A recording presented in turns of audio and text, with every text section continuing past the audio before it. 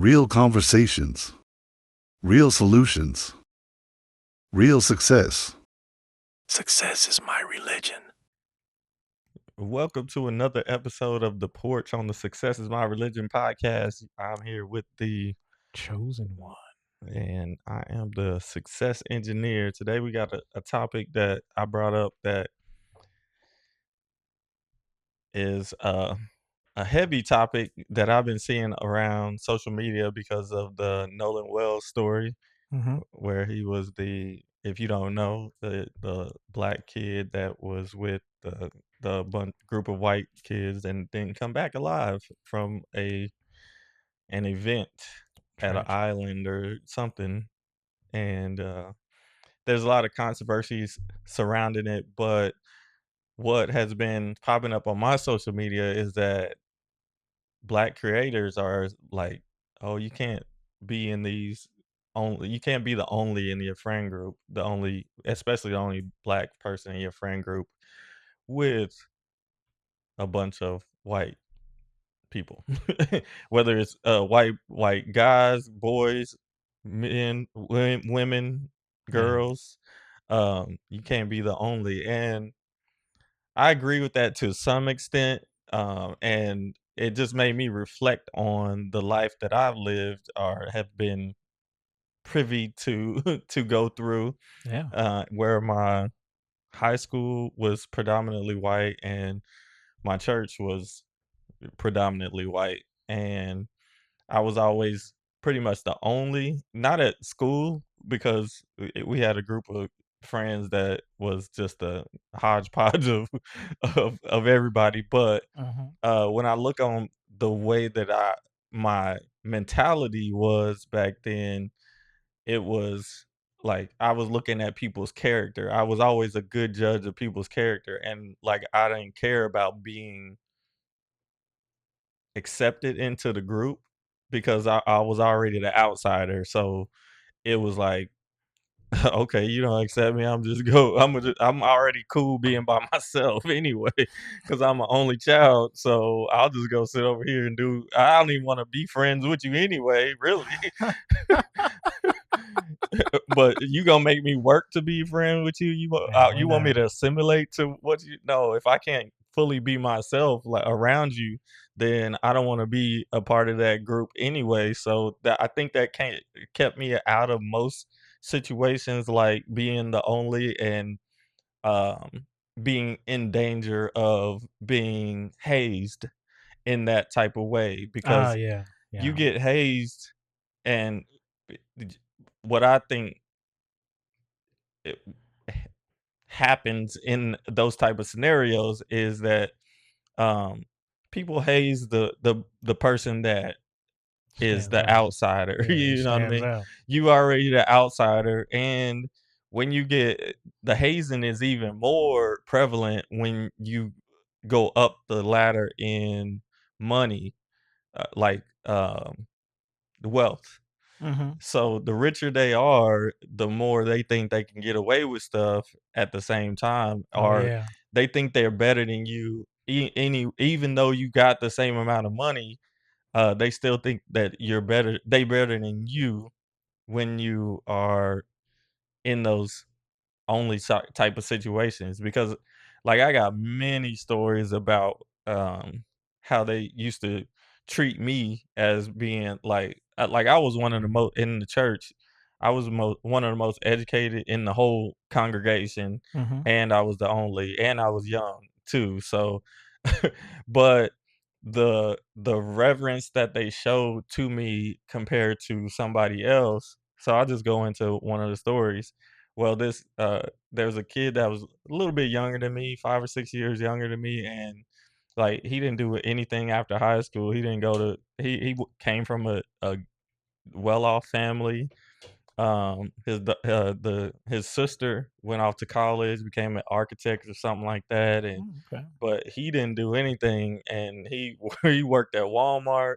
He went to some community college classes or I don't know if he ever finished community college or anything like that, but he worked at Walmart, lived with his parents, and like we would all be standing in a group, and like I could, I can read people.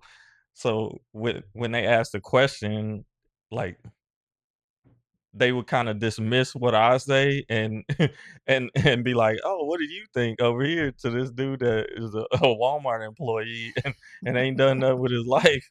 You know what I mean? I had already had a master's degree about that time when I was actually thinking about this stuff. So, Mhm. you know what I mean? Just that type of stuff, and a part of it, I think, was that, like, I wasn't baptized, and that was a big thing. Like, if you're baptized, like, you get all of the privileges in the community, I guess, is what Yeah, I analyzed from I ran into that too. it.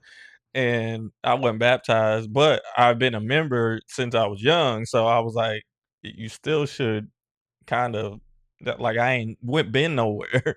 Like I've been here the whole time. So uh why would you treat me like that? And then that same guy. So one of the last things that made me start the transition of like this, they call it deconstructing. Mhm. That I started deconstructing when 2014 when Michael Brown got killed. Oh, yeah. That Thursday or Friday, he got killed, and then, um, that Saturday, I was like, "Alright," like, after the incident happened, I was like, "I ain't gonna talk to no white people about it because I already know what it is." And at work or at church because those are the only places I would be at to even discuss anything like that. So work was cool. Church, it was cool. And then my mom wanted me to go to dinner with a whole bunch of older white haired uh church members, right? Mhm. And I was like, nah, man, I don't necessarily. She was like, my treat, you know what I mean? And I was like, all right, I'll go, whatever. It's a little steak dinner or whatever. Mm. And so I went, and they're all sitting around, and they're talking, and they're like, uh, talking about what's happening because Michael Brown was a big case, Yes, it was. and Yeah. they was all talking about like uh um they was pretty much spouting off at like all of the Fox News stuff. Like they shouldn't be rioting, they shouldn't be doing this, they shouldn't be doing that. And then one of the ladies kind of turns to me and is like, uh, is there a distrust between black people and the police? And I Yeah. was like, "Yeah," and it started with slavery, and that's all I said for the whole dinner. And then one of the other older gentlemen, he was like, "Oh, we shouldn't talk about this. We shouldn't talk about this." And because they was getting riled up about it, and Mhm. I sat there and didn't say anything the whole time. I just ate my food. I was like, because I'm an observer. Like I want to observe, and me observing you is judging your character. How do you act outside of what you say? So I need to see how you move. Very important. It is very important, and that's how I always been. And after that day, even the next day after, that same lady, she called me and left a message, and she was like, she apologized, but she apologized in a way was like, yeah, that's not a true apology. She said, um, she apologized for m saying the stuff in my presence. Like, she was like, "Well, I'm sorry for saying that's not what she said. It was like saying that stuff around you." Yeah. She Like, was sorry that you had to hear it. hear it. Yeah. Yeah. We shouldn't say that stuff around other people. I She was like, tried to "Oh, okay." protect her But I character. wish I had the, voicemail still, but, like, I didn't call her back or anything like that, and I just let it go. And that's one of the things that, this one, guy that I came across his his video. He said that he had just recently sold a house, and he got a big lump sum of money, and he went out to dinner with his one of his good friends and his fiance and his family, and like I guess or the guy, his friend, got up and in front of everybody was asking him how much he had in his bank account because he knew he just sold his house, like trying to see pocket watch him. Mhm. You know what I mean? Yeah. And like he was like, "No, I'm not telling you that." And he was like adamant about getting this answer from this black dude. And he's like, "Why do you need to know that?" Like he didn't even ask no questions, but he kind of let it go. And he was like, I wish I would have stood up for myself because then the rest of the friend group that they were in, because Mhm. he said he had to ditch the whole friend group, the rest of the friend group that he was in, he kind of caught wind of the disrespect that that guy showed him, and they started acting kind of disrespectful to him as well. So he Mm. kind of had to let the whole friend group go. Yeah, money. And right, and that's why I said, like, I think, it's the higher up you get in the economic ladder, um, you get those kinda things, and then that lady that that said that stuff and sent me or called me and left a voicemail, that was the the kid's, mom, right? Oh, no. And then, like, she would say stuff, like, over the years, be like, "I wish so and so was her son was just like or not like you, would do something like you and, do something with himself or whatever." Because I had already had my master's degree by that time, and I was, Mhm. like, trying to figure things out. And then, what else happened? I thought I needed to connect that again. Oh, yeah, yeah. So, after that incident or whatever happened, the kid, we was at dinner, and I used to go to dinner with all of them all the time, and they used not I ain't gonna say they all hated me or whatever, but I used to get, like, free meals every once in a while because my meal would come messed up or whatever, or Yeah. Yeah, yeah, and yeah. and I would always be the only one to get those type of things, and people be nice, and I'll see people that I know out, and people give me hugs and stuff, and they like, "Why is he?" "Why do people like him?" Or it kinda felt like that. But, one time we all went to dinner, and, he was like or because the kids still live with his parents and stuff, Goodness and gracious. and he he mentioned something, and he was like, "Yeah, I have sugar parents, so I don't have to do anything." Because this dude, mind you, he was taking trips on and stuff. I'm like, "You work at Walmart. Like, how are you taking trips to Wow. Japan and and doing all of these hikes and stuff during the year and stuff?" I'm like, "You must be working a lot of hours at Walmart." I mean, if you don't have a rent or anything to pay, so, I Mm-mm. mean, that I mean, I guess you could do what you want on your Yeah. own, but the key was is that he said he had sugar parents. Mm. And then, like, I kept that in the back of my mind, I was like, "Oh, you got sugar parents?" And right when I said that, he was like, "Oh, no, I was just playing." I was like, "Oh, okay, yeah." No, you weren't playing. Because we already know you lived with him for a long time, so so, Mom, I'm going to and Japan. then later on, he denied that he ever said that too, and I was like, "Ah, yeah, Yeah, save yeah." face. Yeah, he had the same face. I was like, "Yeah, you got sugar parents." One time we was hanging out, and but yeah, so all of that was, like, in the same family, and, yeah, I had different instances where that stuff happened, and not too much in school, like I said. I never had it really well, I had some incidences where, like racial incidents, but not among friend groups and being the only. I was never the only. I would ne the only time I was the only was in the church environment. Even one time at the annual festival that they do, me and another black dude, we wasn't the only, but me and another black dude, we was standing there after church or something, and we was just standing there, and these two young girls come and talk to us, and we just sitting there listening to them, and they talking for a while, and we just talking, and then their dad comes up behind them and was like, "These are mine," and I'm like, they already too young for us anyway. Like, what you What? these are mine exact words, and Oh, okay. you know what I mean. You can So, have them. uh,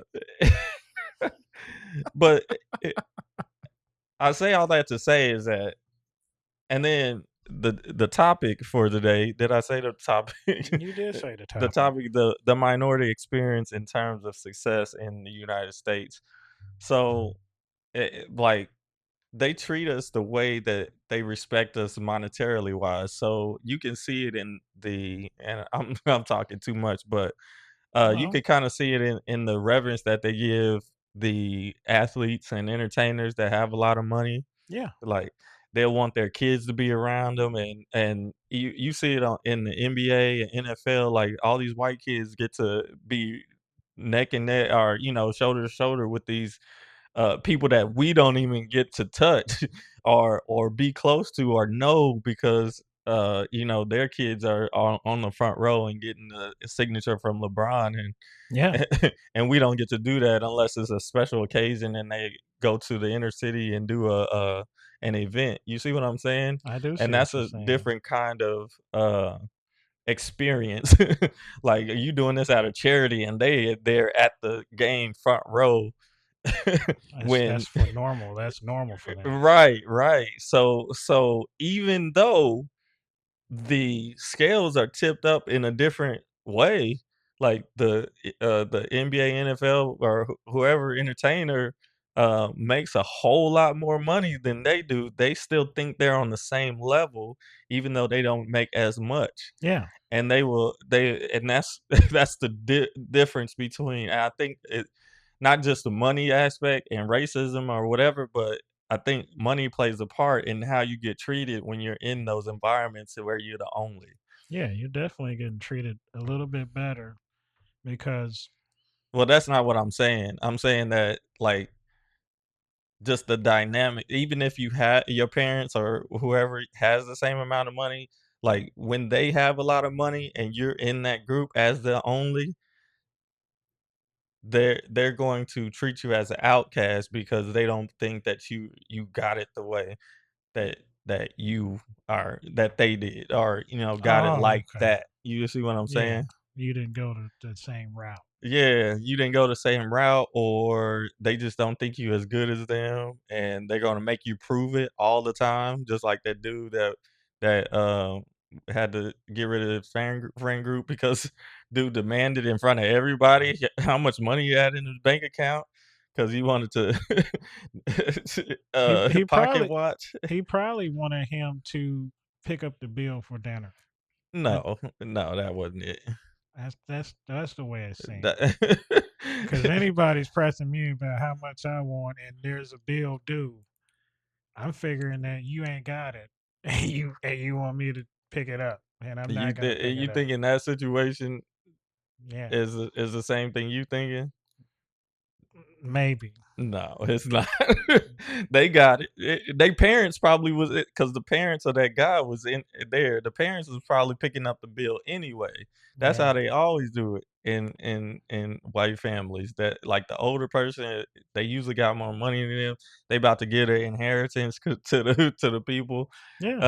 and the older people are going, because I dated white girls, so um, we went to dinner and she was like, "Just say thank you after the dinner, cause you No don't have to problem. pay anything." You know what I mean? You don't have to pay anything. So, yeah, I do the that now. dynamics is different. Like, when we going out and if I said that to you, how much money you got in your back, you probably gonna think that, "Hey, I ain't got it right now," so you might have to pick it up.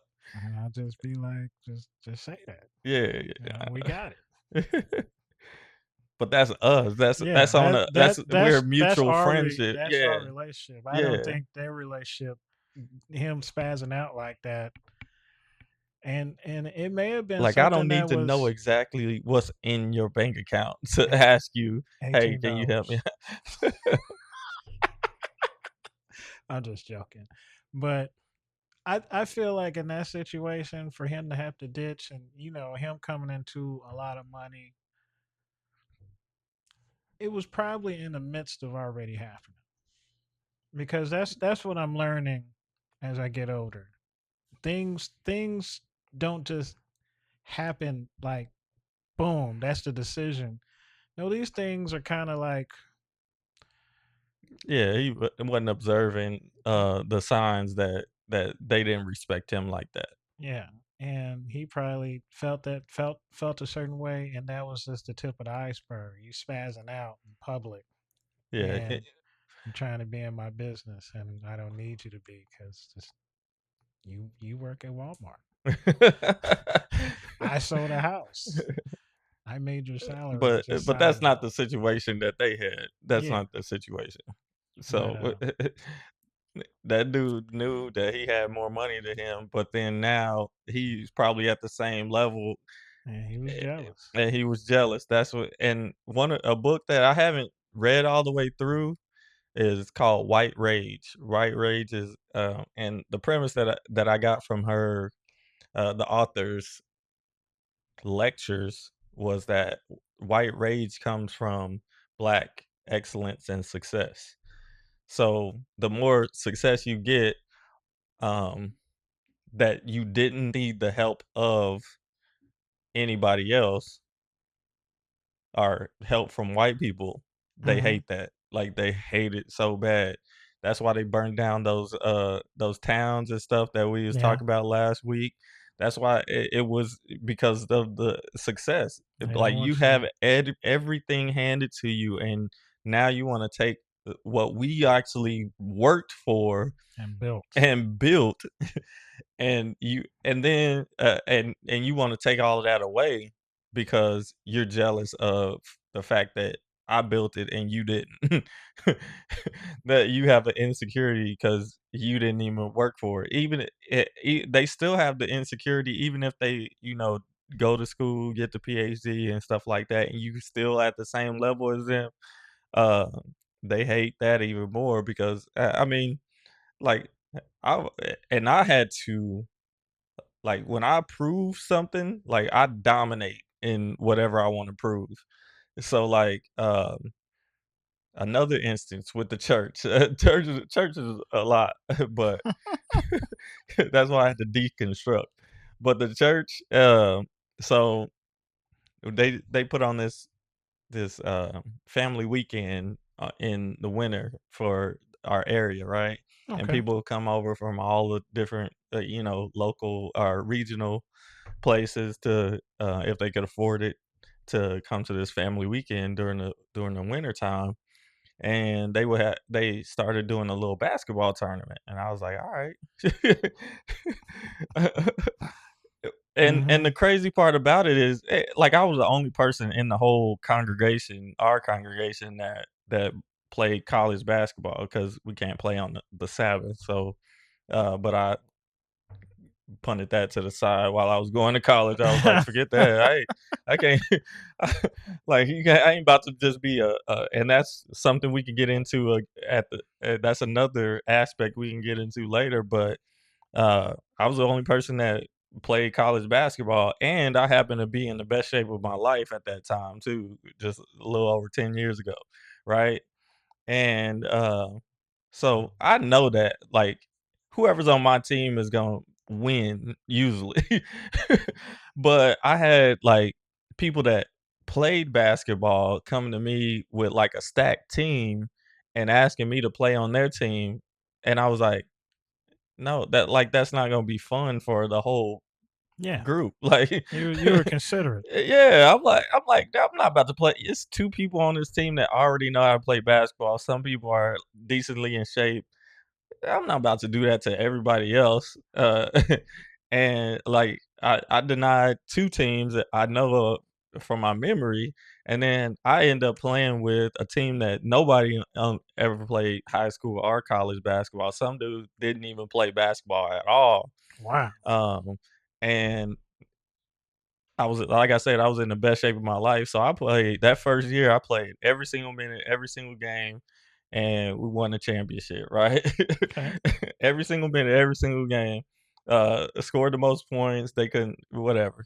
Um, Next year came back. people was asking me to play again. I was like, no, no.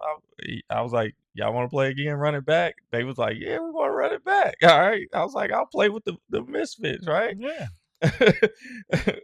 Run it back. Uh, Played every single minute, every single game, won the championship.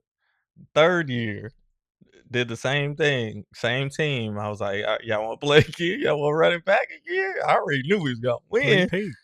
Three-peat.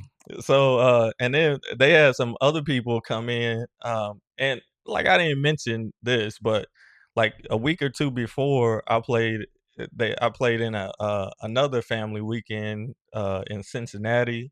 I think 2 of the years we went there and played basketball. It's like nonstop basketball. Like I said, every single minute, every single game. We didn't win the championship because there was some like a group of brothers, like 4 brothers that had played high school basketball, and Mhm. I had people on my team that didn't know how to play organized sports that we was just outmatched after 8 games in 2 days. You know what I mean? Yeah. Like going through a full day of championship to the championship was tough. So I did that 2 weeks before. Come back, didn't even like couldn't even walk barely because I played every single minute, every single game. Um, Recovered from that. I didn't even know if I would be able to play in that next tournament. You know what I mean? But I did, and I was able to. So that's a caveat to that. And then the third year, play every single minute, every single game, and then in the championship game, we was down like 16 at halftime. End up coming back. So at halftime, I saw this dude. Like we was tired, man. Everybody was tired. I saw this dude on the sideline, and I asked the people. I was like, if somebody hasn't played for any team all week, all day or Mhm. all weekend, can we pick them up on my team? I was like, they was like, yeah, you can pick him up. So I talked dude into coming in, and he hit some crucial buckets, crucial buckets that game, and we ended up coming back, and we was down 2 points with like less than a minute to go, right? Um, Down 2 points, probably less than a minute to go, and I get a steal on the wing, and I come down past half court. Everybody and it was a fast break, so everybody was like, "Go take it in for a layup," and I pulled up for a 3-pointer, hit the 3-pointer. We go up, and we end up winning the game. I don't know how the game ended, but we end up winning the game Hmm. and to three-peat. And so after the weekend, so they came. Like one of the dudes was like, yeah, you guys just won because you're just in better shape than you all or than everybody else. And I was Hmm. like, that's a backhanded comment though. Or, Mhm. I was like, no, it's not because yes, it's because I'm in better shape, but it's because I played college basketball too. It's because I Nice. got a lot more experience. So Nice. You I know playing how the to break sport down. though. I, Yeah. I know how to break down defense. I understand my teammates. Like I know all of this. So like that was like negating the experience that I actually have, which brings me to the main point of that story is because they want to keep you from having the confidence that you can do everything that you can do way better than them. Yeah. And that's what I learned from that situation. I was like, man, it's not because I'm just in shape. I'm in shape. Well, number one, I was taking 16 classes a week every every week just to prepare for not to prepare for, but like to play to be able to be effective on the basketball court. Mhm. And and I was taking my shots every weekend or every time I would like I was doing my thing, right? So like you're not gonna just say it was if I wouldn't have been in shape, y'all would have beat me. No. Yeah, Mm-mm. it would have been maybe a closer game, but like Imma still edge you out because of my experience. And that's why I we did the topic last week is because we need us to have experience so we can have confidence in ourselves so that we can move forward and be excellent or succeed in whatever it is that we want to do outside of them. That's why I be talking about like it's success is an individual process. This process is an individual thing because we've been taking too long to unite and Yeah. come together. Yeah. So it has to be an individual thing. So if you individually successful outside of the system, the white supremacy system, there's nothing you can do to stop a whole bunch of people that are being successful in their own right. And if we do happen to come together later because we're all successful doing the things in our different ways, then that's even more powerful because they weren't able to stop us individually. And it's easier to stop a whole group because they have to think as a collective at the Hmm. same time. So, they can make strategies to infiltrate the group, all of the basic stuff.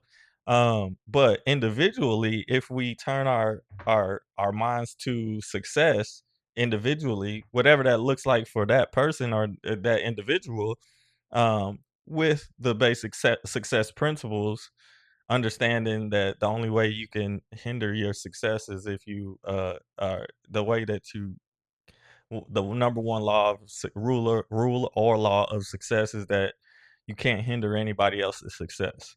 That's So right. you can do whatever you want, just don't hinder anybody purposely to from being successful. Hmm. Um, so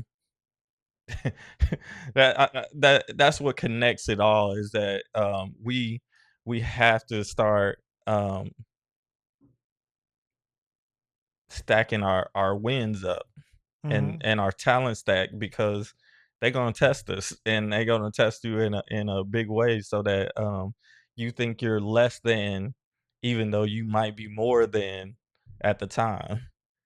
Oh, exactly. I definitely agree. Sorry, I'm talking a little too much, but No, no, this is a great subject. That's why I was excited about it. Um, in any level of success, there's going to be somebody that's going to garner or try and take away from shine. your shine. There's going to be some sort of excuse of why they didn't win compared to you just outright beating them. And that's the way of the world right now, and it's getting stronger and stronger as we go, because there's not a lot of people that should actually take the participation road of the ribbons and just say, hey, it was a great game, and have the mentality of trying to come back and do something better if this a reoccurring thing. No, you're not going to do that. All you're going to do is try and tear down the winner for whatever reason to make yourself feel better. It's not going to make you feel better. You still lost. That L is prominent in your world. You can get a small W by being a good person and congratulating somebody, and then if it's like a reoccurring tournament, such as you say, do a little bit better, make yourself better, So because are you that's talking to them or are you talking to our audience? I'm talking to everybody. Oh, okay. Yeah. Um, as far as like I said last week, I feel that once a once a urban entity enters, it makes everything better. It just does. Are Like you that's saying diversity makes everything better? it makes everything Yeah. better. It They it helps you they learn a different way of doing things in a more smoother, cooler way. Yeah, and they have done studies about companies that are more diverse doing better because they connect to more of the population Yeah, anyway. And I will say this is what came across my mind today, this morning when I was working. Uh that dang, I just had it.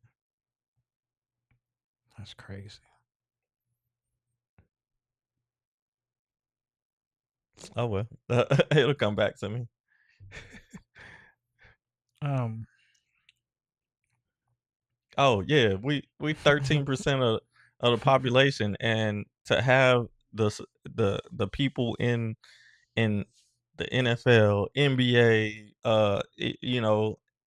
entertainment and all of this stuff to come from the 13%. And and part of being the only is that you are separated from a group that can potentially look out for you at the same time. Mm-hmm. So when these kids like Michael or whatever get adopted by a family or whatever, and or they're living with a family, like you're dependent on them, and that's what they like. They want to be a part of your success or part of the help for your success. That makes them feel like they did something. They gave to charity and stuff like that. It Mm. was is what I see. Um, that being, I have never been that type of person to accept much help from anybody anyway. Mm-hmm. So, like all of my success is gonna be pretty much self-made. I'm not saying that I didn't have mentors or people that were there to give me advice or help along the way, but they didn't just pull me up and say, "Oh, I'm gonna give you a place to stay for for free," Oh yeah, and yeah, you see yeah, what I'm yeah. saying? Like, just because they see the potential in me to do something greater. Um, no, it was people, and this is how you want people to treat you because you wanna do the work anyways because that work is gonna make you better. It's gonna develop you into that good type of person, good character because, um ultimately it's dependency. The more you accept from outside, and we're seeing it with a lot of the like mindsets of black people that are in those programs and stuff Yeah, that help definitely. pay for stuff, and that's something we can talk about amongst ourselves. But um the dependency like is real. Like there's a dude that, I played well, he was on the varsity team in basketball, like, his parents passed away and stuff like that, but, like, the coach and his wife and family brought him in, let him have a room to stay in, and, like, he should have been I don't wanna talk bad about anybody, but like he ain't doing nothing with his life. Like he older than us, a few years, or he about your age, probably, and like he's still living with that same family. Like he ain't progressed and What? moved out. Like I'm saying, like I'm like looking at him like what's going on? But I see it all the time that even with collegiate basketball player or collegiate sports players, they come Mm-hmm. back and they're looking for that help from that coach again because they didn't make it to the NFL, NBA, whatever, Yeah. and that's that dependency. They don't know who else to go to. They don't- It's an emotional and crutch. yeah, and they didn't help set them up for long term success because that was their uh charity. You Yeah, know what I mean? that was the support they were just trying to give. And then sometimes in old boy's case, I guess if he didn't flourish, I mean he still had something to fall back on, which is it's crazy that he's my age and he's still doing that. Living I with the don't same family. Like, I don't I hope understand that. that the family is not resenting helping. No, that's what I mean, I don't know how to explain it right now, but, like, it's like it's slavery when the white people will talk about, "Oh, the our niggers love being being on our we take care of them." You know what I mean? But they slaves, Yeah. and you can whip them at any time. You know what I mean? Yeah. I get what you're saying. The metaphor, if you will. Oh, you okay? Yeah, it was a little gnat. Um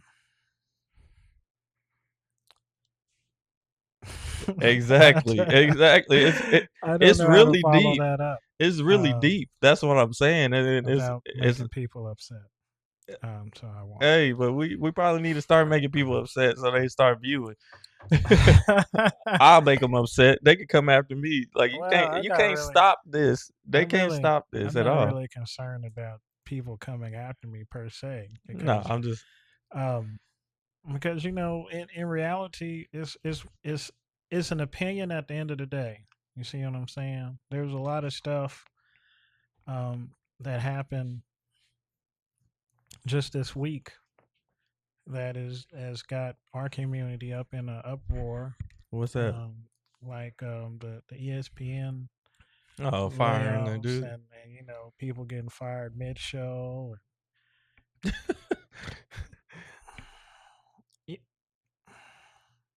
And crying at like that's this dude was crying. Like I get.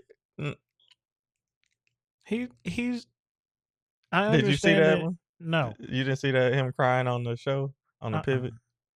No, I didn't see that clip. Okay. But I did see a clip of him explaining what happened on the pivot, and maybe him coming to a conclusion of why he got cut. Um, people, ESPN doesn't. I mean, yeah, they have certain people that are stars like Pat McAfee and everybody else, and I went down a rabbit hole about a lot of individuals and how they have monopolized a certain company because they have everything and they don't really need it. So when you show that you don't really need something, you're gonna be okay by yourself. People tend to gravitate to that and want to attach to that because you're gonna be successful regardless. And if you're gonna be successful regardless, then they can piggyback off that. So Pat McAfee, as far as I know, was a punter. I don't know how great of a punter he was. He came out of left field to me. But Yeah. then he was on ESPN, then he showed up in WWE. Apparently he has his own production company, which my man Mike has. So he dictates what he's going to do. Therefore, he commands a certain amount. Oh, the you taking it. All right, you go ahead, man. I'll explain what I think later or after this. My bad. Well, this is just the video I saw about this whole Oh, situation. got you. So since he has his own and he's pretty much going to do whatever he wants to do He's regardless, self-sufficient. he's self-sufficient. Just like my guy got fired on ESPN. He's a part of the pivot. Everybody watches that podcast. So he's not going to Not hurt. everybody. Not everybody. Well, yeah, not everybody, but Okay. And he has people that watch in succession. yeah, I he's don't they watch. pretty successful Yeah. in that realm. Yeah. The thing that connects all of that is it's a white company. It's Disney, yeah. Like let's just do numbers, right? We 13% of the population. So Mhm. if and white people are 55 to 60% of the US population. Pat McAfee is going if he's popular and connects with the average Joe that is paying money, right? Mhm. In the white community, he can get automatically 13%. And our 13% includes kids, the elderly, disabled, low income, like that. So that dwindles that 13% down to 7% of actually people that's paying for whatever it is that you got as far as in your own community, right? Yeah. Compared to let's say 30%, half of 60. Mhm.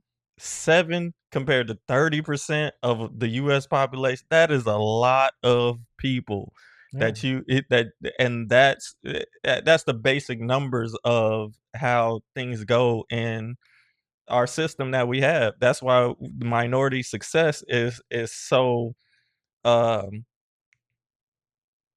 hard to get to, you know? It is. It's much simpler now. I'm not saying it's gonna be easy, but it's simpler now because we have other avenues to circumvent the system. Yeah. Like, we don't need ESPN. That's why I kinda was upset. Everybody was giving them praise and stuff for, being emotional about it or whatever, uh but it still comes back to that athlete needing somebody else or being dependent on the the the the main entity, that coach, that university to get where he needs to go. And like, if I Yeah. get fired, like, I'm out. I'm gonna go figure it out. Like, obviously you didn't want me, but I'm about to, like, it ain't so tragic. Like, I'm gonna just go start my own company at this point in time. Like, 20 years ago, no, but No. at this No. time, you already got the pivot going. Like, you can actually pivot and move into sports commentating and do your own thing. Build another avenue of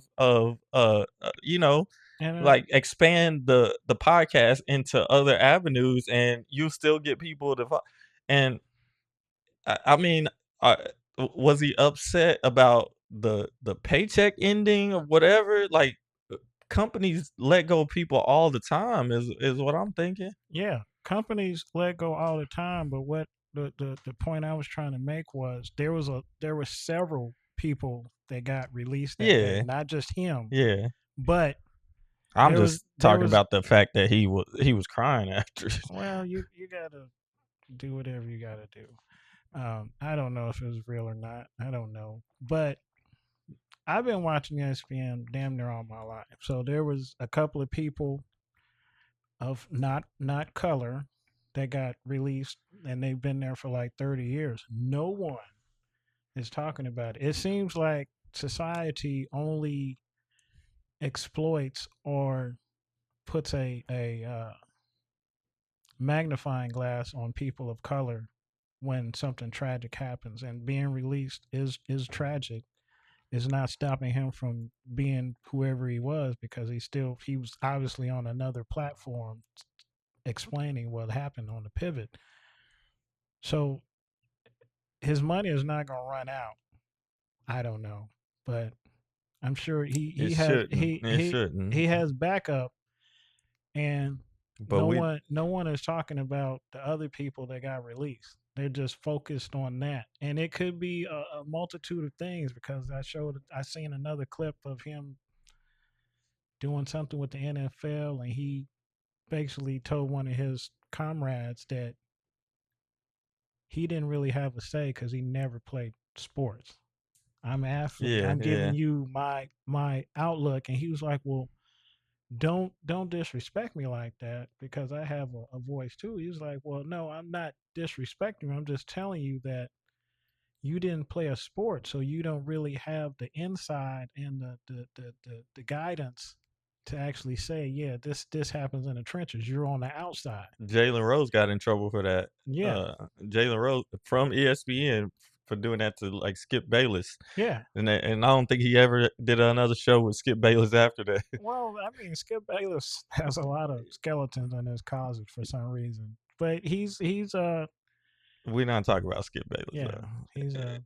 he's a person. Yeah, so, Um, but Jalen Rose got in trouble for, saying playing his card, his player card. Like, yeah, man, I've been on championships teams.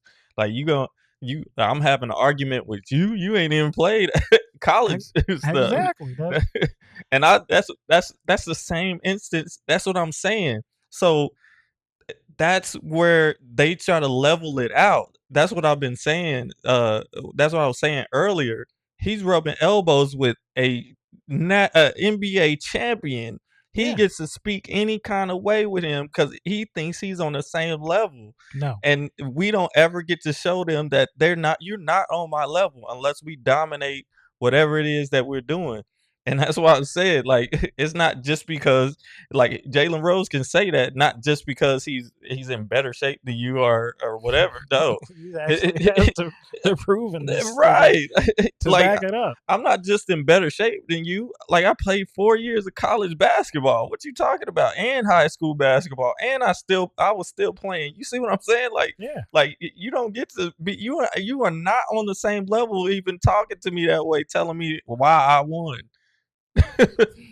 I feel I feel what Jalen Rose is saying. I was like, nah, dude, like, and I'll just let it go. Like the dude that at the restaurant with his friend, former friend. Hmm. Like, I let it go because like that's not worth my energy. Like, but I also channel that energy. You see the passion that came out of like, but I channel that energy, and that's what we really need to do is not confront everybody and call them racist or whatever. We need to channel the energy into what we're doing to so that we can be successful long term. It's Hmm. not. It's a distraction, and that's what I've been talking about in the past. Is that it takes a lot of focus to be successful. It takes a lot of focus to be successful. So if you got a distraction, they want to distract you in any other way. And racism is a distraction. It's the biggest distraction that we have because it hits so emotionally deep in us that it, it's hard for us to get over that. I'm not saying, and another reason why I brought up the topic is because uh, Big Steve shared a video of this dude talking about what are you crying for? What you get to do? Talking to black people like Hmm. you can make stuff happen, and this and that. I'm like, we do have to acknowledge the systems that are in play, the history of what we've been through, the history of trauma and what that how that relates to us. We can't just dismiss it. Like No, that's not healthy to no. dismiss what's come before and what is still present. Not it's like I'd say that black people are like in the United States are like um the wife that's been uh abused sexually and mentally or all of that, just been abused. Mm, Domestic that's violence and all of wow. that stuff. That's a Like, credible analogy. right. Like we still have to live with that person and we have to function with the with this country and we know what they've done to us in the past, but they say they're not going to do it again. But all of these little instances say that it could happen Yeah. again. So my trauma comes up even in the littlest things because I've been traumatized so much. We are the abused woman in the relationship. Do you get that? Oh Like, no, I got it. I definitely get it. but I that's understand. but that's how we live, and what makes me mad is that people want to dismiss that stuff instead of saying that okay, and that's we had a podcast about that living in the past and the present and then the future. Yeah. Like we got to transition that. Yes, we do have a lot of opportunities nowadays that and I tell kids this in a couple podcast episodes ago. I said this, I was like, the youth are the freest generation that we have, right? Chris. The freest, like we was first generation free Yeah. from uh With restrictions. with restrictions, right? Hmm. Um, but the distraction is that they're emotionally attached to the racism, and it flares up when they see things that are going wrong in society, which keeps them from pursuing the focus that they need to be successful long term. So then they're getting involved in these movements, which is limiting their opportunities, or they're listening to society and they're not moving forward in their lives. No, You see, no. last week we had like you got to go to college. You still got to go to you got to go get some type of training from some type of way. You Like need a you you need either the get upper hand. you got to get experience. You do. You can't you can read a book, but like we ain't all that disciplined to be able to read and implement, read and implement, read and implement, and read and then do it at a grassroots level and bring it all the way up to the top. We not built like that. Like because we got to focus on other things. We got to go and work every day at a Yeah. factory and build our dreams at the same time. Yeah. Steve Jobs wasn't going to work at a factory and trying to build Apple at the same time. He's living with his parents and they paid for college and it did everything. His needs was met. Like Yeah. a lot of our needs aren't met all the way mentally or physically, right? Yeah. So we have to do above and beyond. And with me, the reason why I'm so confident in the things that I do and like I'm not bothered by being let go or having to let go of a job, is that like I've done it before. Like I went through the storm. I went through the graduate with a master's degree and all kind of experience as a, a college graduate into a economy that crashed and you had to start over. I had to do that. So like like but it's made me into the person that because of the perseverance that I had and the type of person that I want to become, right? And I who I am, Mm-hmm. who I have who I have become. Like I choose the friends that I'm around. You know, I choose the people that I'm around because they have good character. And to those of the people that are watching, like I love the people that I'm around because they Mm-hmm. let me be me.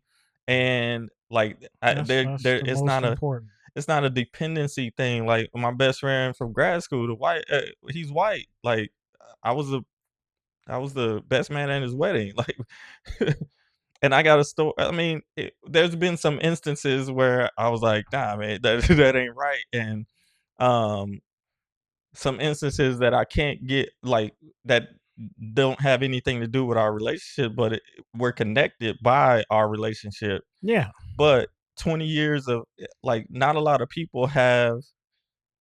white people have 20 something year relationships with black people. Not a lot of black people have 20-year relationships with white people, like close relationships, like Mm-hmm. like sleeping on the man's floor or eh, Hanging going out, wilding going. out at the parties Yeah. and my friend Josh, he's been the only in the black and only with our friends, you know what I mean? He's been the only white dude in our friend group.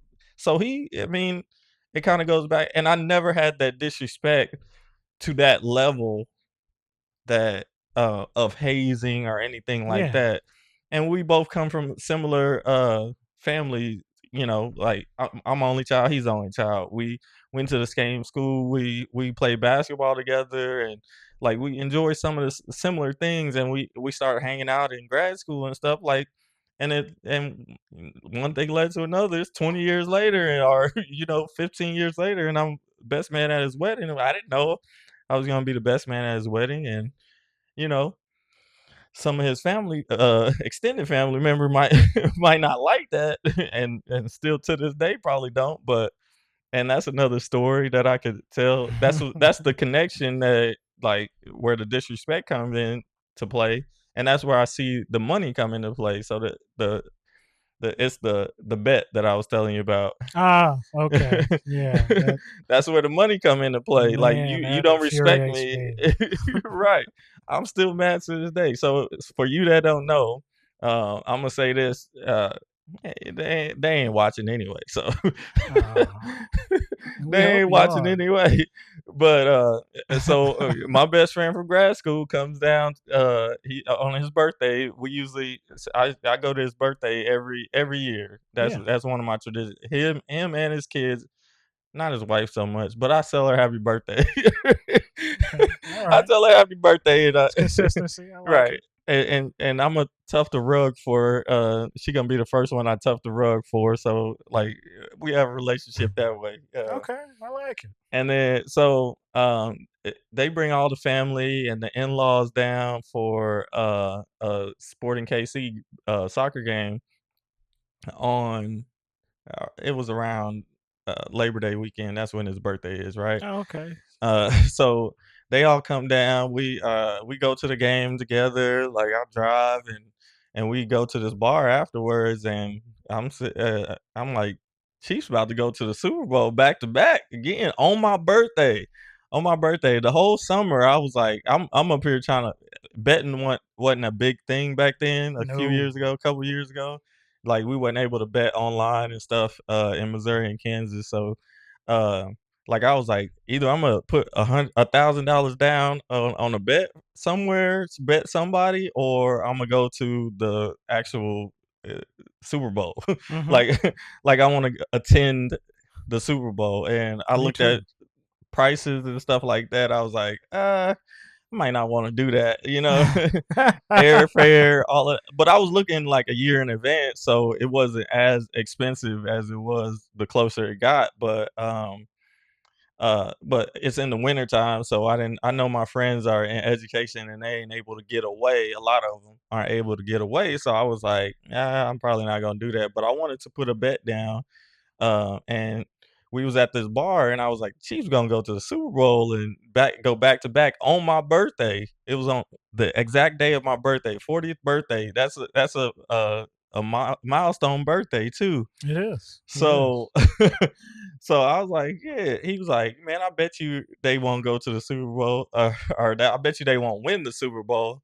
And I was like, you really want to bet? Because I got $1,000 in the back pocket talking about, well, I don't know if I had $1,000 at the time, but Me. I was prepared to spend $1,000 Yeah. for this bet on my birthday, on my milestone birthday. Uh, Before the season even started. They hadn't even played a game yet, an actual game. They might have played a preseason game or whatever, but an actual game. And he was like, "Yeah, I'll bet you." I was like, "What's the bet gonna be? Chiefs go to win the Super Bowl?" And he was like, "I'll bet you that um, the Jaguars will win the Super Bowl." And I was like, I "That's your." definitely would have took that bet. You see what I'm saying? I'm like, so I had to make it clear. I was like, so if the Jaguars don't win the Super Bowl, uh, and the Chiefs don't win the Super Bowl, Yeah. no money exchanges Null hands. and So void. it's no right there. And my friend Joshua, he was there too. He saw the whole interaction, everything. Mm. And so fast forward playoffs, right?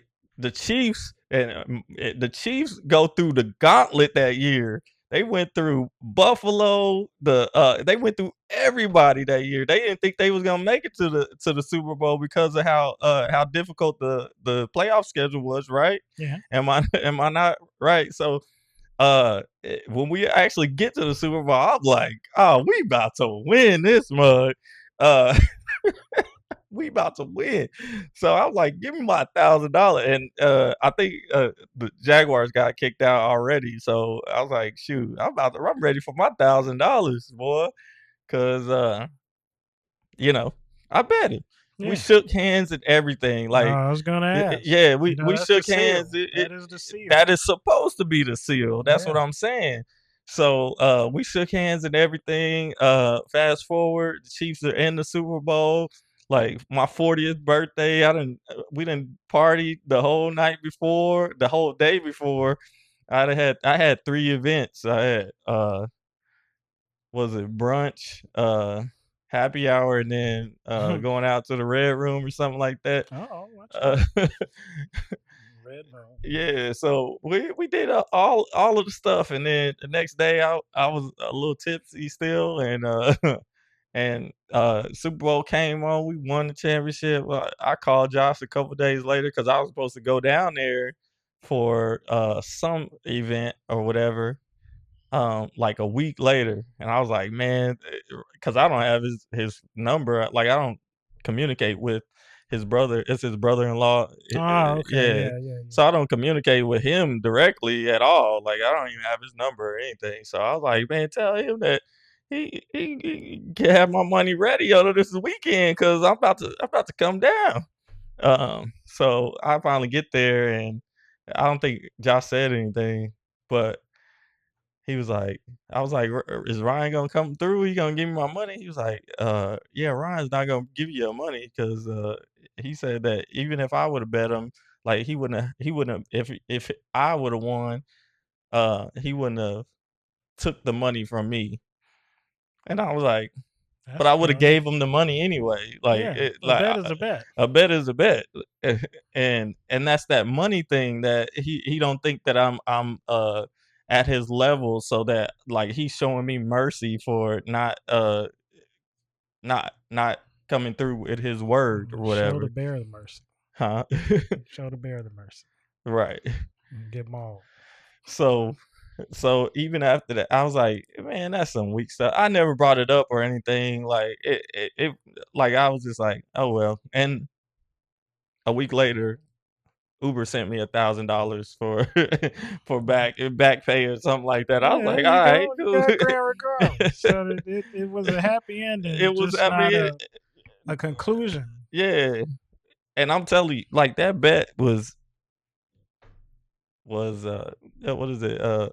Labor Day weekend, man. That's before the whole season started and everything, Oh man. yeah. That's a whole like that's a good bet. You It know what I is a mean? good bet. And I'm looking throughout the OC, man. We go through the gauntlet. We even that's the year that Snead poked the ball out before Flowers did it got into the end zone, the Mm-hmm. fumble. Like Yeah. that's to send it, and then Marquez Valdez Scantling catching the ball to seal the win to go to the Super Bowl. I was hyped. That was my 40th, boy. 40th. It was a good 40th for you. But and that's that's the element in the room that um not a lot of people can compete with the money. Like I like he does make a lot more money than I do. Like me, Josh, and his wife are all educators, so we Mm-hmm. understand the difference. And they just throw around his brother-in-law and him throws around money like whatever. But I'd be it's on him. the respect factor. I'd be Like on he him. didn't even say anything about it. You know what I mean? Like he didn't even acknowledge it or anything. That's disrespect. And I mean I'm cordial with him or whatever, but like I don't respect him like that. Like it'll never get to that level anymore. And mind you, like if the dude didn't bet a lot, or wasn't in that realm or anything, and he was just doing the bet, like I wouldn't even. But like I wouldn't even took the bet if he wasn't a better. You know what I Yeah, mean? yeah. This dude bets online. He collect gives money to cards and does the YouTube card thing he gives $500, $1,000 so that the dude can open it up on YouTube and open up the packets of cards and see what kind of cards you get and they send them to you. Like it's a whole thing. Like he does that stuff. And he bets money. He bets on everything. So it was Mm. like, oh, he good on his word because he lose money with them. So you good, right? Nope. It's lack of respect. So that that's it in a nutshell. They don't respect us. They're not gonna respect you until you win. They're not gonna respect you until you dominate. They're not even gonna respect you after that. But you still have to keep your confidence. Mm-hmm. That's why I'm saying we gotta build ourselves up because we can't be dependent on the system to give us our success. Like I can't be dependent on the school system to for my success. They only gonna pay me a certain amount of money and they only have a level of respect for my knowledge that is going Mm. to help me get to where I need to be. So I need to go into that relationship and know what I'm getting out of that relationship so that I can move forward with my own success. And that's exactly what I did. I got the information that I needed. I got the observation that I needed to help these people in a specific way that only I can do. Not even AI can do what I do. Not AI don't think like I think with the circumstances. You're not even gonna be able to tell AI the circumstances that that I find out through just talking to you and stuff. Yeah. You see my analytical skills with you. You know Yeah. what I mean? Yeah. We talk It's about this stuff it's early. very entertaining. I know, but you don't even know I'll be realizing this stuff, like, because No, everything you read, because you got to read books, because everything you read is in your subconscious. If you actually read it and acknowledge it and take it in, it's in your subconscious. So it's going to be there. So if you cut off the reading, you cut off the uh learning how to do cursive, learning how to write, learning how to type, learning how to do all of these things, it's not going to be in your subconscious for you to bring out of that your bag. That's the bag. The bag is the little skills that over time that y'all want to just give away. Even the girl at the Minsky's, she was like, "Why do I even need to know how to write cursive?" Because it's a part of the process. It helps you with the bigger things. That's just gonna keep you at a certain space. You know what I mean? Her parents are successful, but like you sitting there working at the bar.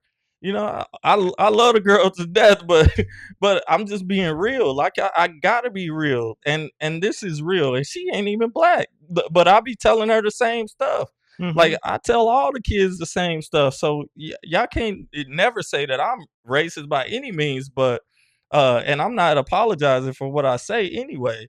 But you feel what I'm saying? Like we Oh gotta yeah. do it on our terms, and we got to know what we going in there to get. We need to stop, being dependent on systems that have historically not worked for us.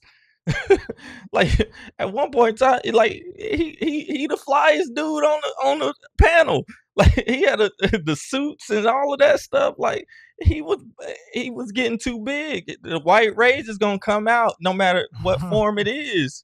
You know what I mean? It could be subtle with a whole bunch of people that don't look like him at all, but it's there. It's an element in the Yeah. room. It's the elephant in the room. Yeah. You know what I mean? And that's why we be so upset that because we are in these environments where we're the only or the minority, and we're dependent on these environments for our success. And we need to understand that that time is going to be cut short at some point in time. At some point in time, it's a majority, especially if you're excelling. Especially if you're excelling, you got to be doing something on the side to make sure that you stay in your own success and build your own stuff, because and this is it's another thing that man, it's really deep. Like all of this stuff is real deep, and it's so many different terms and stuff, but he's an athlete, right? A Yeah. black male athlete, Yeah. right? I told y'all about the silo. We get siloed into our sport. And if you happen to make it, you get siloed even more. So he's not even doing anything outside of that sport. He's either going to go into coaching or analyst. That's it. Yeah. So you're not, yeah, you got money now. So you got investments and stuff like that. You can do that. Like, but that's not everybody's, like, that's Everybody you. can't do that. Everybody can't do that because they ain't get the same opportunity. We only 13% of the population. How many people gonna be in the NFL, NBA, or any type of entertainment like that? Like it's rare. They are so rare that we don't understand it, and we get so delusional. This is a part of the distraction. They wanted to distract him so that they could cut the feet out from under him.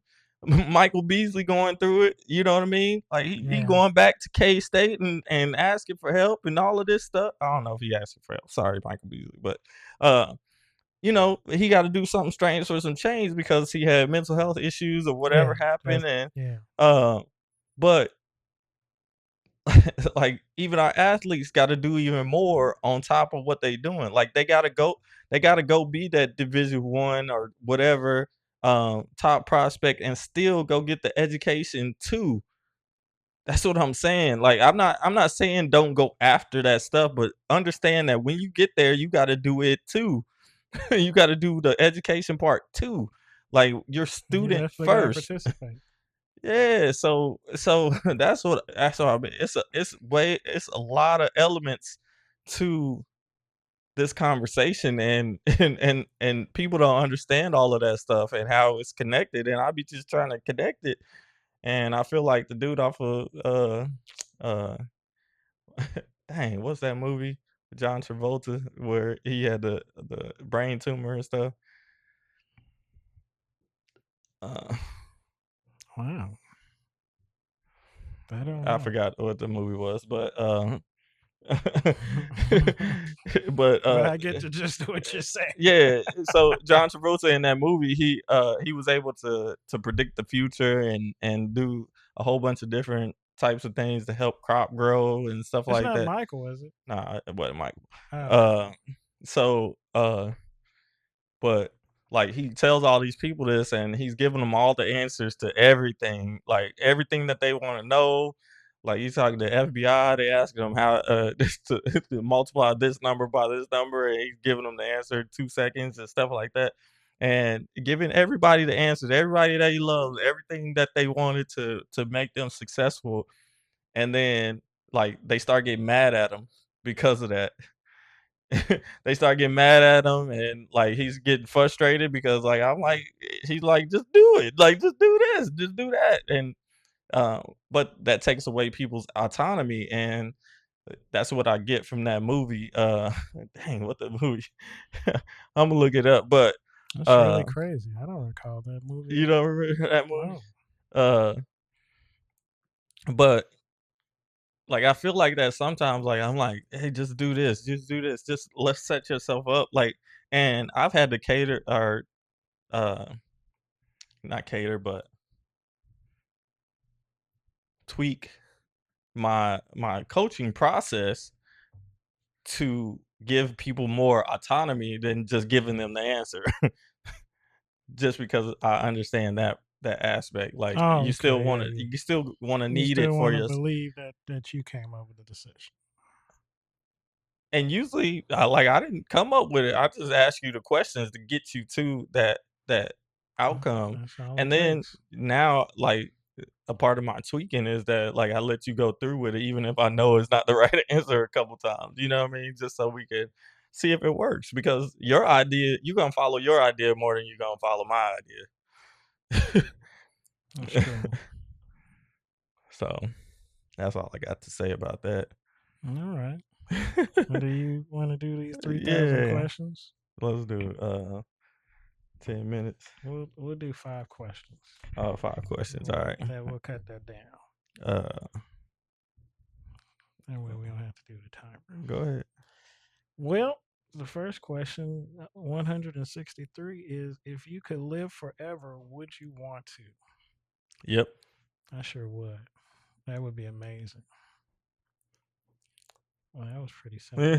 164. What or who are Hang on, you? hang on. Let's pause this real quick. I got it. And we're back. All right. Question 164. What or who are you a champion for? The youth. I'm a champion for the youth. Yeah. Even though, like, I need to probably start talking about y'all, because talking bad about y'all because y'all don't listen to me, and like I'll be uh I a don't. phenomenon is the name of the movie. I'm gonna. Oh, okay. I do know about that movie. I'm a champion for myself and others around me. Yeah, I'm an advocate is my personality type. Have you ever done the Myers-Briggs personality type thing? No, I've only did the one for my job. Yeah, you need to do the Myers-Briggs to see see what you are. I want to see what you are too. Question 165. What is your favorite store at the mall?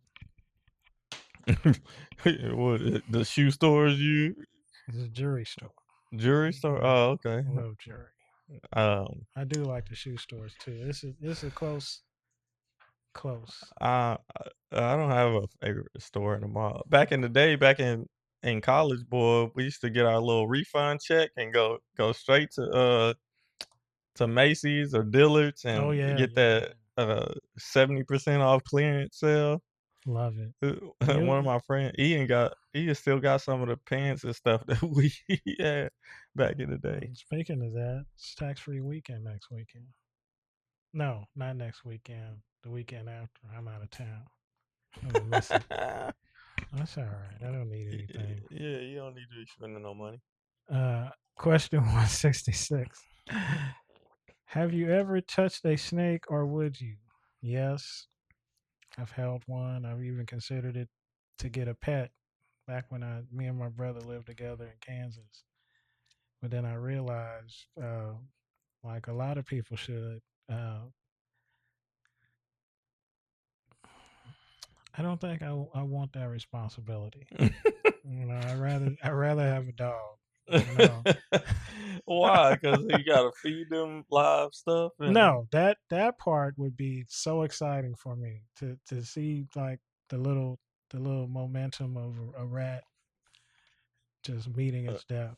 But that's a okay. whole different subject for me. But no, I have, and I have several times in my life. I And think I've only held a snake once or twice, if that. Like, I don't know if I would do it again. Like, them snakes get big. Like, the thing about animals with me is that they're unpredictable. Like, I don't know what they're gonna do. Like, I kind of know what a dog is gonna do because I've yeah, been around them, like I can kind of tell what's gonna happen. But like a snake or mm-mm. a fish or You can't a threaten a whale or snake with something a like that, you can't threaten a snake with a balled up piece of newspaper, and it's right? gonna act up. Right. It's just gonna. Like you're not gonna intimidate a whale. Like you in the sea and like a sea lion or a seal or something. I don't know what they about to do.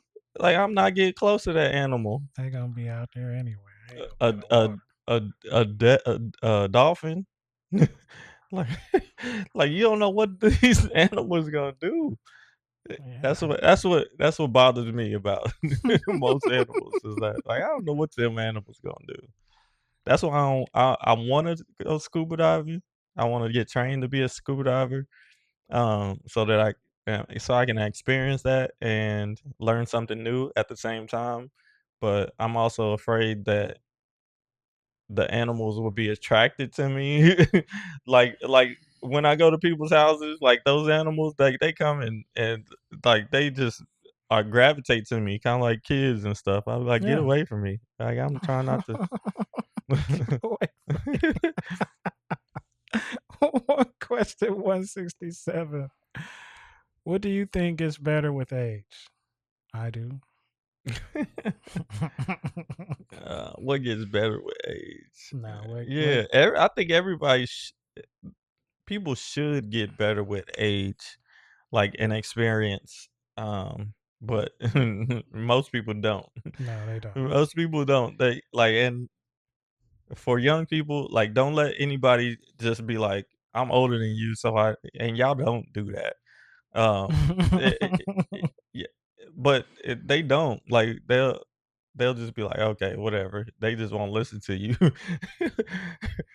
In one But ear and out the other. huh? In one ear and out the other. Yeah, if they don't respect what you who you are or whatever, they'll just dismiss what you say. That's I don't unfortunate. have that luxury of having that disconnect. I'll start arguing with you because I now I'm of the age where I can argue back with some older folk. I ain't gonna do that. I'm not wasting my energy. I'm gonna let you think whatever you think, and I'm gonna do what I want to do. Um, question 168 is: do you ever forward or reply to chain mails? No, I delete them. Like at work, Any emails. that is a chain. Like It's a chain. multiple people, Yeah, even at work, you delete why? because it probably doesn't pertain to me. It's But probably. if it did pertain to you, I would you mean, delete it? I mean, I'll read it, and then I'll see if it Oh, pertains to okay. me. But no, I'm not forwarding anything or participating in the chain. I never. Maybe that's a different thing that I'm thinking about. Am I thinking about something different? You might be thinking about chain text. Like, Well, just like maybe it's like a group email. yeah, That's what I'm thinking about. yeah, This is a forward this to yeah. Like a person send that it, thinks this. send this to 10 of your friends or some Yeah, shit like that. I'm not doing that. Yeah. Yeah, I delete All right. that. Last question. I'm gonna delete that too. What science in history is most credible? What? Oh, I read that wrong. What scientist in history is most credible? I like Neil deGrasse Tyson or something like that. Oh yeah, he's pretty cool. I think he's credible. I think he talks a lot out of his range, but I don't know. Like I would want to know how he knows all this stuff.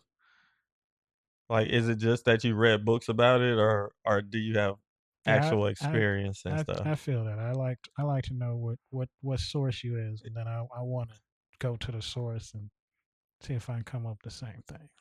Right, because a lot of people these days, like, they will tell you a whole bunch of information and not be an expert on it. That's facts. All right, now this will be the last one because this is pretty cool. 170. Have you ever been called immature? If so, what were you doing to be called that? Yep, probably making jokes because, like, I'm serious, but like I'm one of the most not serious people at the same time. Does that make sense? It does because You do the same I thing. find something to laugh at real fast. But that's just my character. Um, it's quite the opposite. I don't think I've ever been called immature per se. I've been called arrogant or what's that other word that doesn't suit me at all? Pompous. Pompous. I don't I know. don't. That's never been said to my face because Okay. that's. I'm gonna I'm just like, start listing stuff that hey, I just think people gonna say to you. because you know what? I'd be like, all right, well, give me a definition. You want to Maybe use I that? am You want that. to use that big word? Give me a definition. But no, I've never been called immature. If I have, it's probably been in private, not to my face. Yeah, it was a long time ago. That was when I was younger, but It probably. some people think I'm immature now, like, but I mean, I always want to have. I want to enjoy, not just have fun. I want to enjoy the places where I'm at. Like even when I'm at work, like I want to enjoy Yeah. that place because like I got to come here a lot. You know what I mean? I want to be at least be enjoyable to come to. Like once it gets to a place where it's not enjoyable, then I need to move on. Oh, you know what? I'll say this to say this. I may be immature in certain situations that I don't have a grasp on. Like I don't have children, so if I'm dealing with somebody that has children, I may say something immature because I'm not in that situation. But Uncle CJ um, loves the kids, as you probably know, and that was our last question. It's time to go. We're ready to eat. Be all the way up. We be committed to excellence, be all the way up, and please strive to be better. And make sure you judge people off their character and evaluating people's character all the time, especially when you're in situations where you're the only in that friend group, especially the friend group. If it's a Yes. bunch of them, like that's different, man. Me and Josh, we was like we the only children, so we was used to being in different groups and by ourselves and stuff like that. So when we came together, it was like we already had a mutual, um, friendship, or we had a mutual friendship and like we usually knew the people of the people that we are around. So, um, you know, um, yeah, be committed to excellence, be committed to your own success. I'm telling you, this is an individual thing. We probably will never we might not ever let me be positive. We might not ever unify as a whole, Mm-hmm. but we can unify around success and making sure everybody is reaching their fullest potential and not hindering other people from being successful. And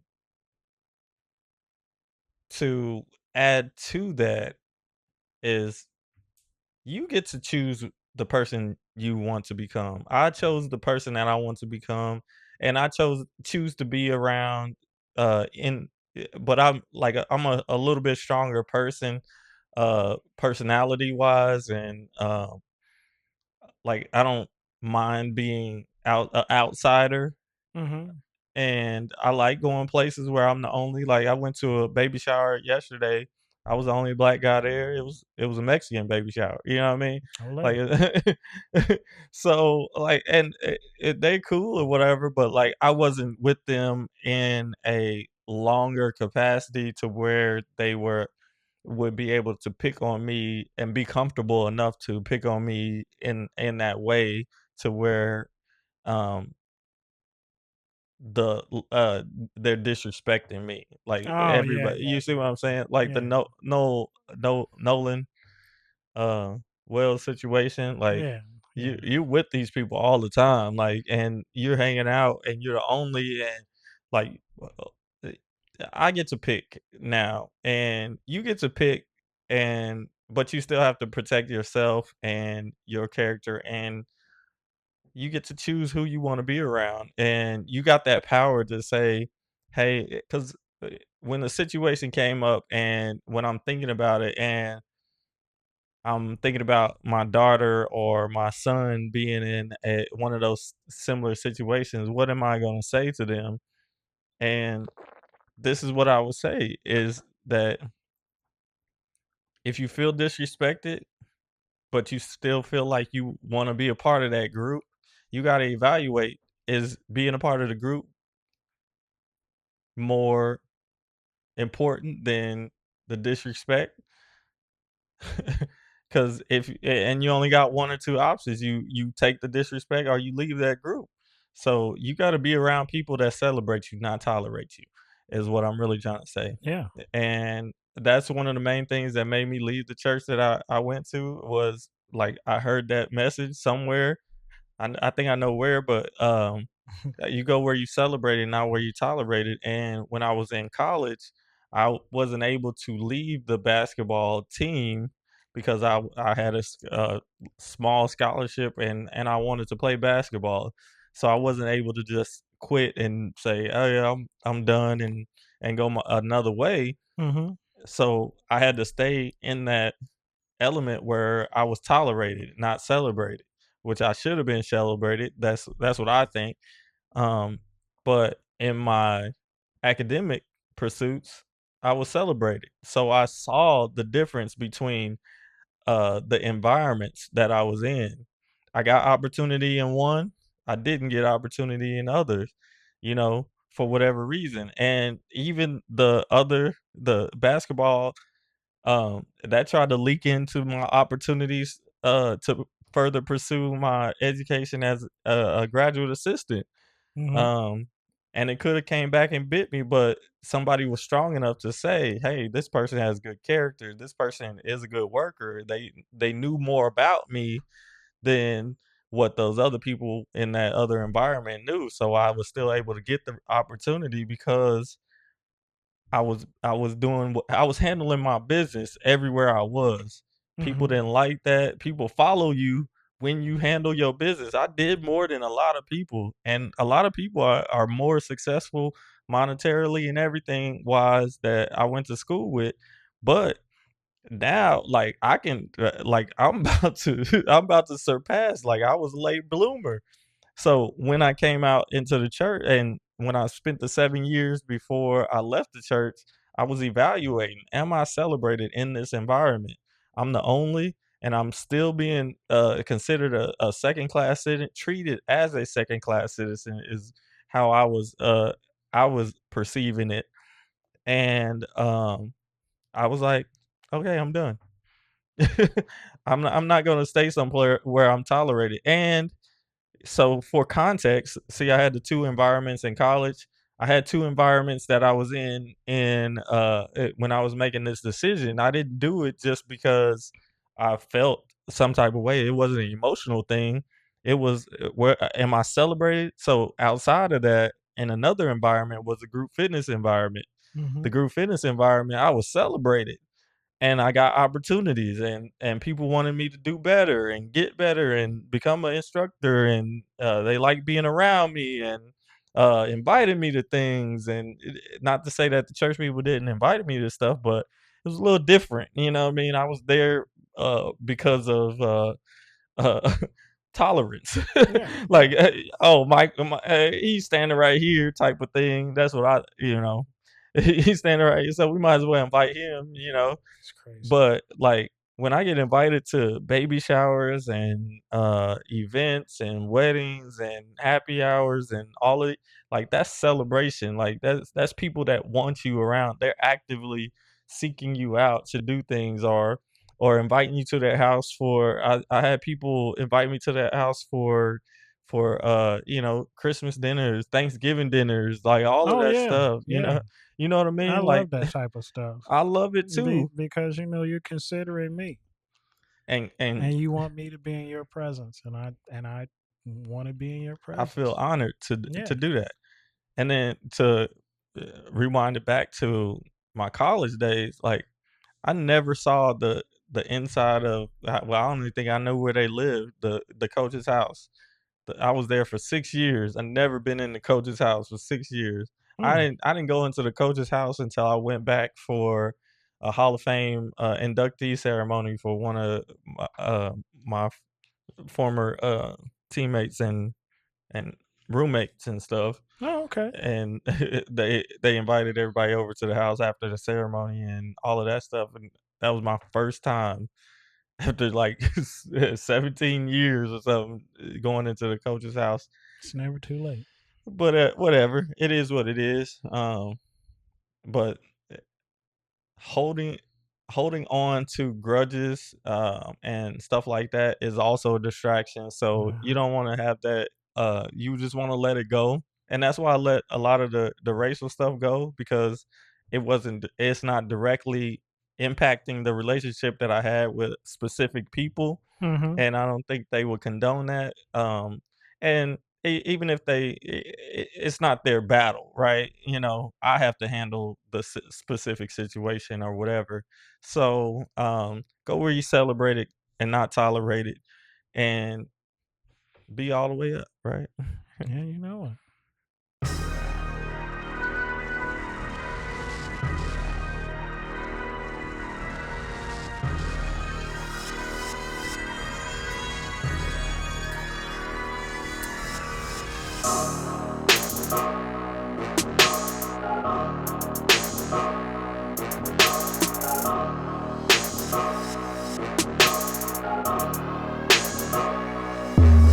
I go hard.